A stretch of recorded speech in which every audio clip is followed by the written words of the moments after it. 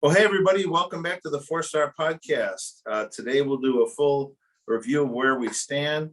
No interviews today. We'll do some special interview episodes coming up, but welcome back. And of course, with me today, I'm Brian Kasal, and with me today is Mr. Christopher Reardon. Hey, Brian. Hey, everyone out there. Glad to be here and glad to talk a little bit about the markets. So Chris is our 4-Star Director of Development. I call him Master of All Things Portfolio. Trading reports still loves his Cleveland Indians, and the caretaker of the new Golden Doodle puppy Hudson, and another addition on the way. So welcome, Chris, to the podcast. Thank you very much. And I'm Brian Kasal, founder and CEO of 4-Star Wealth, Eagle Scout, trustee of the National Foundation of the Boy Scouts, philanthropic advisors to CEOs and insiders, chief dad to Quinn and Evan, and husband to the amazing Tripty. Don't forget, folks, if you like what you're hearing, please tell your friends. Give us a 5 out of 5 ranking. And let's get on with it today, Chris. We'll do our normal markets, the economy, and what we see out there. Why don't we talk a little bit about the markets? A little volatile second quarter, but now things seem to be stabilizing in certain directions. So what do the numbers look like, Chris? Yeah, so I mean, the markets were volatile, but from an asset allocation perspective, for the last 2.5 months, it's been relatively stable. Really, the last major move we saw was commodities in the first quarter really kind of come up. But other than that, it's been relatively flat. Domestic equities is still leading the way, and it's actually gained a point from the last podcast. So, slight movement upwards there. It's at 316 tally points. Commodities is still in the number 2 position after that kind of run to start the year. It did lose a point, though, so we are seeing it move a little bit backwards. It's at 268. International equities, conversely, did gain a point in the 3rd position, and it's at 251. And then rounding at the bottom 3, you have fixed income, which was equal at 112 from our last podcast. Cash in 5th, which was equal at 93. And then currencies, which is still in last, it lost a point still, and it's at 47. So really a story of, once again, the top 3. So domestic equities, commodities, and international equities. We've really seen stagnation and either move that or movement down from the bottom 3. So it's still U.S. stocks in the lead, and commodities and international are within a few points of each other, kind of a standoff there. Mm-hmm. And then all the other lower risk asset classes are much lower. So we're still in a risk on market. You're rewarded to take risk here, right? Is that the message? Yeah, no, I mean, I think you're definitely awarded to take risk. I think the key there is there still is a lot of volatility like we spoke about. So, I mean, I think the key for investors is to keep that mindset long-term. I think long-term you're going to benefit, but there's going to be tough weeks. I mean, you can invest in commodities, and the last couple of weeks, we've had some shocks to oil. We've had some shocks to general commodities as news have come out from China and certain commodities. So, I think there's going to be volatility there. So I think you just kind of need to try to ride that out. Well, in 2020, after the collapse and the recovery, it was all about technology and healthcare.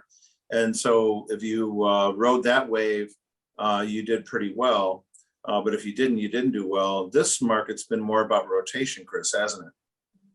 Yeah, I mean, we've definitely seen a lot of rotation. What's coming into this year, like you said, tech was working. We saw kind of a rotation initially to value, and value still has done very well this year after really trailing all of 2020. But we've seen rotations within there. Like you said, tech trailed, tech starting to kind of make a run now. We saw kind of a small play happen within commodities such as steel. And that's still kind of on, although it has slowed a little bit. I think we're seeing that's heavily tied to the infrastructure bill. And as that gets bogged down, the fates are kind of tied together, at least from short-term movements. Yeah. Well, and one of the things that we wanted to talk about, we talked to a lot of investors, and surprisingly, a lot of people are saying that they're underperforming the market. And with the S&P up about 15% for the first half, people wonder, well, why am I not up 15%? But actually, if you look at it, the breadth of the market was a lot less than that. So the average stock did a lot less than 15%. So it was dominated by some of those tech names that came back again in the last part of the quarter. So we've seen this rotation out of tech, rotation back into tech. Steel rallied, steel pulled back. Dividend stocks are rallying. Now they're fading a little bit. So there's still a big rotation going on as we fight for leadership, that the classic tug of war, like we're constantly fighting to see who's going to lead. And that's what we've seen all for the first half. And that continues to go on today. So we're going to suggest to folks that there's a sense sometimes when your account is underperforming that you feel like it's gonna get worse and worse and worse. Like there's a sense that whatever just happened will continue to happen. That's a recency bias. We always tend to fantasize about what we think will happen. But I would tell you that if you have a good strategy to follow that strategy, we have certain accounts that outperform, underperform, and when they're underperforming, we continue to follow that same strategy because it's worked long term. And eventually those strategies will work again once the leadership is figured out. So that'll come over time. And just to remind everybody that every time you roll the bones at a casino, all the rolls are independent, identically distributed variables. So if you could focus on that kind of thing, like make new bets in individual stocks, following the same patterns you've used in the past, eventually you'll be successful.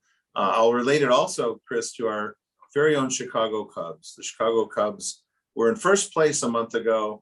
Then they lost 11 games in a row up until about a week ago.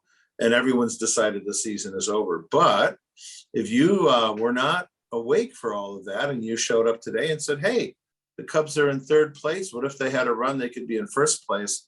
They're only about 7 games behind. It's possible. But if you believe the short term is all negative, just like the market may have been sloppy and negative for you, well, then you're going to miss opportunities because you're not watching it. The Cubs can turn it around, and so can you with your portfolio if you're down or underperforming in the short run. So we'll see what ends up leading, Chris, and we'll make sure that we're on board. Correct? Yeah, no, I mean, I think just as we talk about always investing, thinking long term, it's a long term game. So, I mean, I don't get too bogged down in the day to day and the month to month and, quarters. Yes. Well, and then one of the big stories of the first half was the Bitcoin collapse. And Bitcoin went up to 64,000, I think, at one point. Now it's in the 30s. And then there were some big messes in Bitcoin. Everybody got involved. There's 700 Bitcoin holders that are trying to sue Binance, a Bitcoin trading community, since their system seized up in mid-May when there was a collapse in Bitcoin going on and margin calls happened. People lost their entire net worth. And so, we'll step back from that and say, well, why did anyone have their whole net worth in Bitcoin? That's a speculative game, and maybe you can make a lot of money at it, but going into it eyes open, knowing that you could have that kind of risk, a smart investor would probably never do that. So Bitcoin is down about 50% from the high. It's sloshing around in the 30,000 range, had been in the 60s, and it started, back when we got involved in 2017, below $1,000 a unit. So it's been a wild, wild affair. Yeah, and I mean, everyone's, with the market being what it is, everyone is trying to find that golden goose per se, right? Trying to find that Bitcoin that was under $1,000 a share that's going to, spike to 60,000 a share. I mean, the biggest one that you see is this Dogecoin, and it's everywhere. Everyone wants to, should I buy it? Should I not? Because it's like 40 cents or something, or 30 cents a share, and everyone has these fantastic ideas that it's going to go to $20,000 a share, and I'm going to buy, I'm going to be a millionaire overnight. And I think that with any of these speculative assets, you got to treat it like you would going to a casino trying to play blackjack or something. As yeah, if you want to put some money into it, but don't expect to get anything out of it. It's purely just a gamble essentially. And don't put your whole net worth in Bitcoin. No, yeah, just put in Bitcoin what you would do if you were going to a casino to play, for a day or something like that, something that you can afford to lose. Well, and one other section that we wanted to talk about is big tech, and big tech obviously is starting to come back a little bit. There's the big 5 tech names that are rallying again after a really, really rough kind of November through April.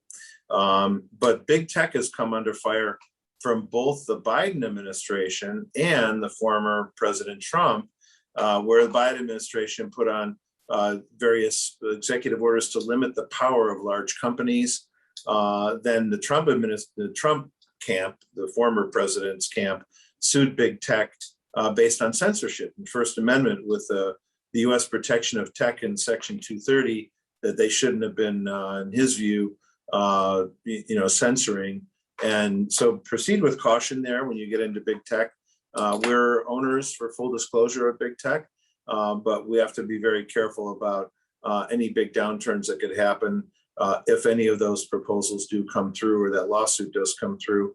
The mainstream media obviously is not with President Trump, but many of the analysts say that the suit does have merit and it could possibly win. So be very careful if you're investing in big tech. Yeah, this is something that's been brewing, I would say. We've talked about it. So I mean, I think it's just something you have to, be cognizant of. Absolutely. Chris, let's turn to the economy. There's a lot of great numbers coming out, huh? Yeah, I mean, I think the headliner, I think that came out this week actually, was the consumer price index, which is kind of the proxy that people look at for inflation. It was up 5.4%, which is the highest 12-month number since August 2008. That's a big jump, and a lot of people are looking at it and saying, should we be concerned about this? I will say what the Fed has said is this transitory? Is this here to stay?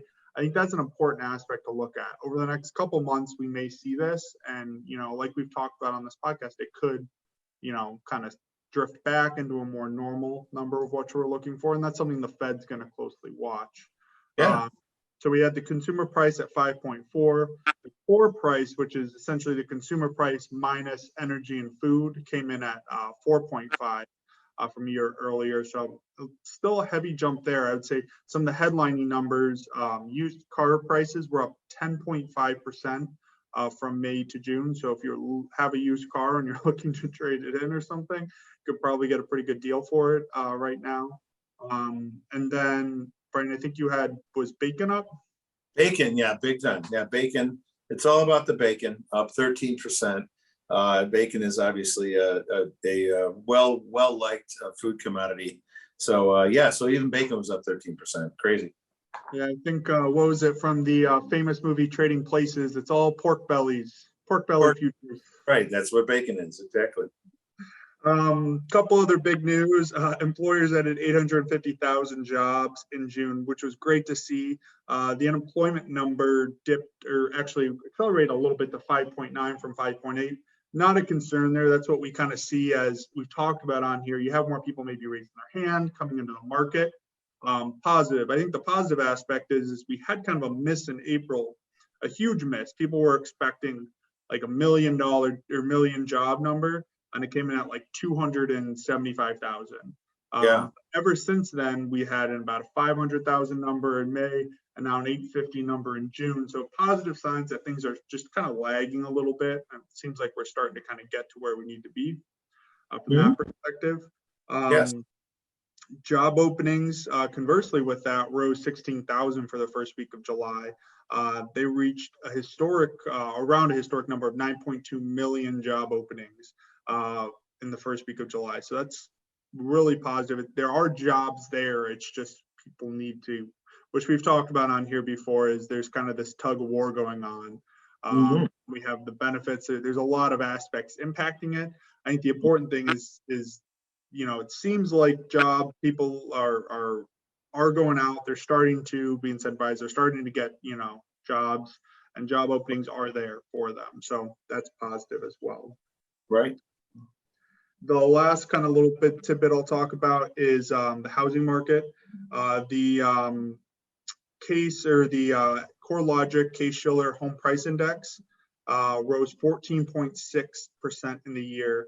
Now was up 13.3% from March. So in April, it was up 14.6 annualized. In March, it was up 13.3. So we still see increase there from home prices.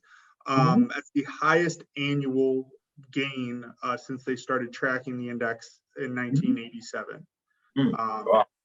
And on the flip side of that, the median home price increased 24% from a year ago in May, and that was $350,000. So that means across all the U.S., the median price of a home is $350,000, which is, in my opinion, pretty concerning. I mean, I think if that's what your median is, how are you going to have entry-level houses for millennials, for later 20-somethings, young 30s that are looking to buy a house? It's You're gonna almost have to buy a condo or rent an apartment or something, right? Yeah. So it's good for homeowners, not good for affordability.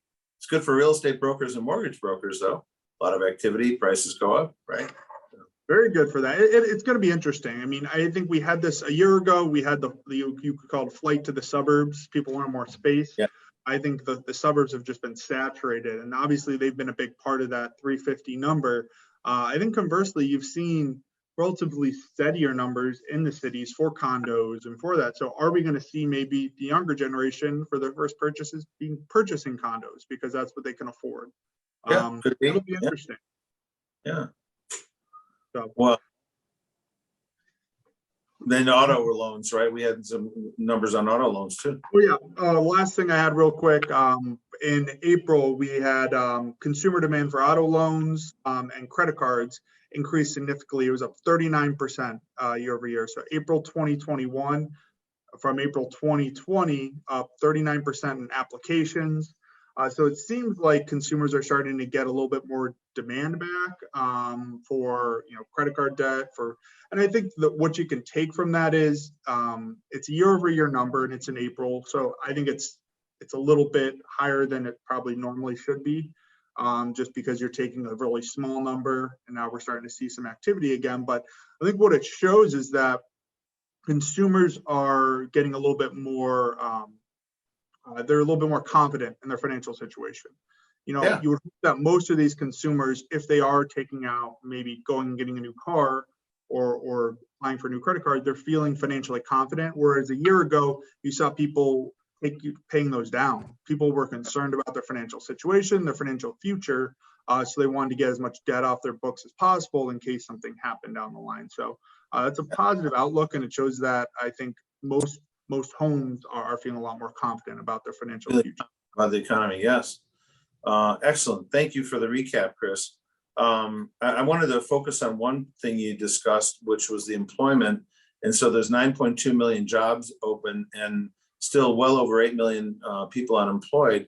So there's a pretty well founded belief among economists now that the extended benefits from the pandemic are keeping an employment gap there, are keeping people from going back to work. And we had actually speculated on this on a previous podcast, that the reason the federal government's keeping the benefits high, they needed to force employers to raise wages and force wage increases that the market hasn't caused.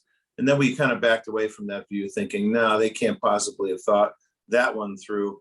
But just last week, President Joe Biden let the cat out of the bag. So there's private discussions about all the moves of this government and different tendencies, whether they be socialistic or whatever. But we're told that people were still hurting and they needed the assistance.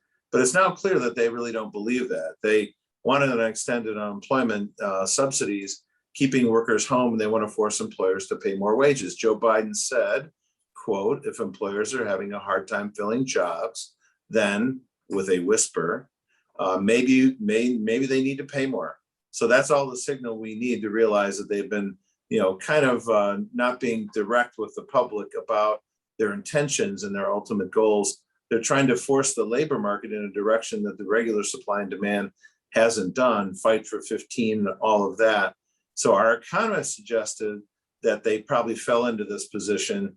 We're seeing desperate employers raise wages and pay signing bonuses. And so we figured that'll go on for a little bit while longer. But all the benefits are supposed to end in September, and the mortgage payment forbearance is also going to end in September if they allow it actually to end, because they may keep trying to extend it. Anyway, so that's a certain issue. Will the economy continue to grow because of all those benefits, and will they extend them? On another note, senators from both sides have crafted an agreement for $853 billion of real infrastructure spending. The Biden and the senators came out on the lawn and did a big rally, big party on the lawn. And then a day later, President Biden said he won't sign the agreement until other spending plans of up to $6 trillion worth are agreed to. Then there was outrage in the land there. Congress got very upset. And so then he backed away from that. So many of these spending plans are in some doubt right now. Government solutions, it's always been the proper incentive and cross control that makes solutions better, private solutions better than government. The most recent example of that is vaccines. The private sector was able to bring vaccines in a short-term miracle within a year, starting under Trump administration, and then started to be released just as President Biden came into office. So, private solutions could probably do a lot more. Today, President Biden issued a number of executive orders on business and rails, big tech, and other big mergers. And we talked about this too, that President Trump sued Twitter, Facebook, and Instagram. So a lot of big changes going on there. Also, they're proposing on the economic side a global minimum tax rate. That helps politicians, obviously, because if they don't have to compete against each other, then it's just easier for them to manage. Folks that make more money in the nations, they might keep them from competing against each other, different countries. So that's what we see out there. I'm not sure that that's going to happen, but they're proposing a global minimum tax rate. Chris, what we see out there, there's a lot of really interesting things happening with companies, specifically airlines, right? Yeah, so interestingly enough, United Airlines and a small regional flyer, Mesa Air Group, recently came out and said they're investing in a new electric airplane to help boost more regional short-haul flying. So it'll be interesting. I think they committed to buying about 100 of these kind of electric airplanes. So, who knows, in the near future, we might be flying. If you're taking a little puddle jumper from Chicago to Milwaukee or something, you might be flying on a little electric jet. Might be interesting.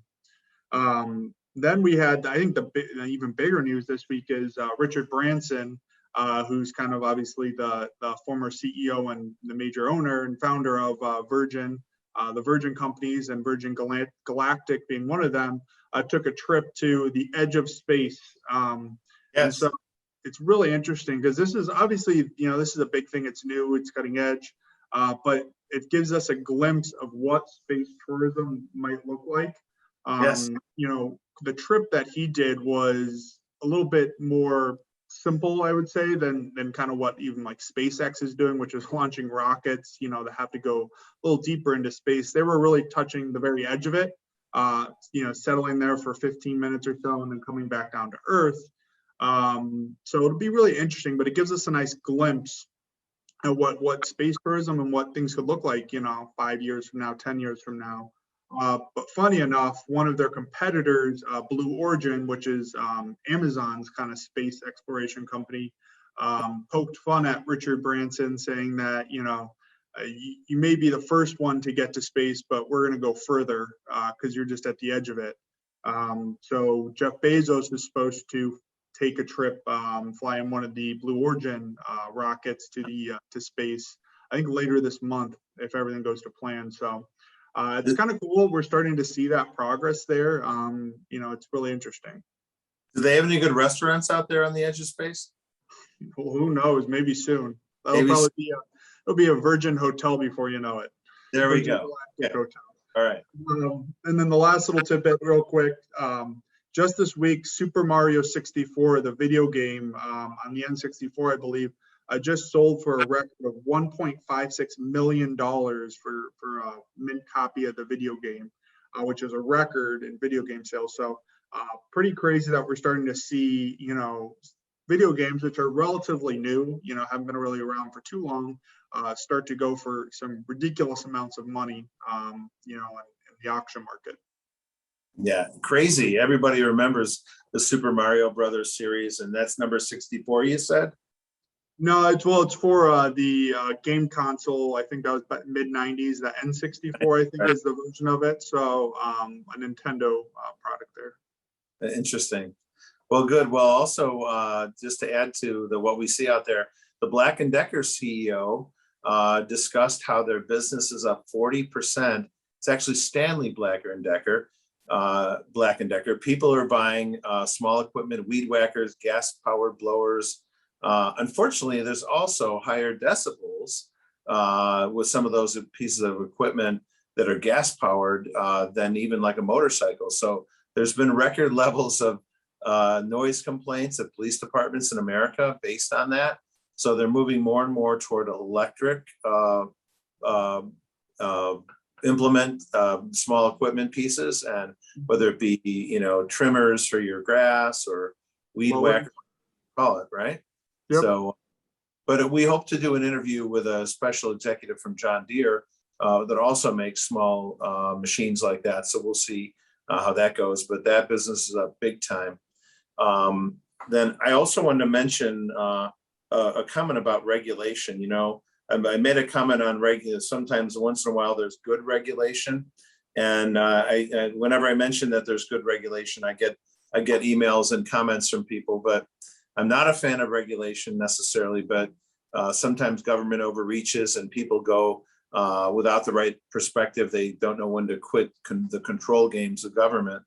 But unfortunately, the condo tower collapse in Florida is an example of why certain regulation can be good. They're now proposing a whole series of regulations on, the structure of buildings and when repairs have to happen.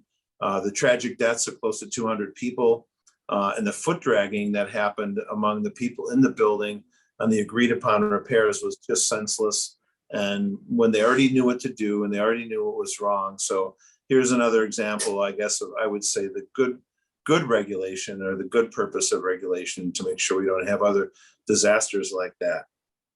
And then one last comment, we're seeing some really interesting things going on in Cuba. Chris, you mentioned it earlier. So when the people aren't heard, they tend to rise up. We saw this, when in Britain we had the Brexit vote, as the people rose up against the elites very unexpectedly and voted to leave the European Union, the British exit, as they called it. And then also in 2016, similarly, very unexpected election of President Trump. Many of the people that voted were the first-time voters. 6% of the voters that came out hadn't voted in 20 years. And so they were looking to rise up and say, hey, no more of what you're doing. We want to make change. So now the ultimate rise up is happening. Since the 1950s, revolutionary governments, elites in Cuba have ruled with a dictatorship, communism, socialistic government. It's led to poverty and ruin. The country still looks like the 1950s, stunted and broken. They have premier cars that look like the 1950s, but the elites didn't care as long as they had the money and power of the country. If you spoke up, you were imprisoned and likely killed. People have been escaping from Cuba every year, and Miami is filled with Cuban refugees. But this past weekend and into this week, 14 cities have had huge rallies and huge riots. The Cuban people are now, after 70 years of this type of government, are just saying, we don't care anymore, quote, we want our freedom. So for economies to grow, and we're big capitalists here at 4-Star, we want the markets to grow, prosperity to reign. One of the key elements is freedom of choice, individual actors making individual self-interested decisions about what they do and how they spend their money. Freedom, liberty, capitalism, and competition is what will make it work. And that's why Cuba may fail, because they're not allowing any of that. And I might say that that may also be why China might fail as well over time, as they still don't have all those elements in place. So everyone wants capitalism and the powers of capitalism, but they don't want to include the freedom and liberty that goes along with it, because that's messy. And we've seen that in America. It's been a very rough year and a half or so since the pandemic. Democracy and freedom isn't always easy. And that's still a big element of it, and we have to deal with it in that way. So here's hoping, Chris, that we get more and more freedom, liberty, capitalism around the world. One interesting statistic that just came out is of people age 40 to 49, 25% of those people, when you add up their entire net worth, are millionaires. Nowhere else in the world are 25% of the people in their 40 cohort millionaires. So we do have a lot of people who have done very, very well in America. And we could bring that prosperity to the rest of the world if they followed the tenets of capitalism, freedom, and freedom of choice and liberty. So anyway, anything else, Chris? No, I think that covers it for today. Okay, I think we're done. We'll leave it there, everybody. We'll be back with a couple of interview podcasts coming up soon with a group of mortgage brokers that'll tell us what's going on in that industry. And then a couple of other really great interviews. Thanks, everybody, again, for being on the 4-Star Podcast. Make sure to give us a 5 out of 5 review if you can. Tell your friends. And is anybody going to Antarctica to listen to the podcast? I don't know. Think so yet. Okay, all right. We've been heard on 6 continents, not 7, but hopefully soon. Again, thanks for being with us today on the podcast.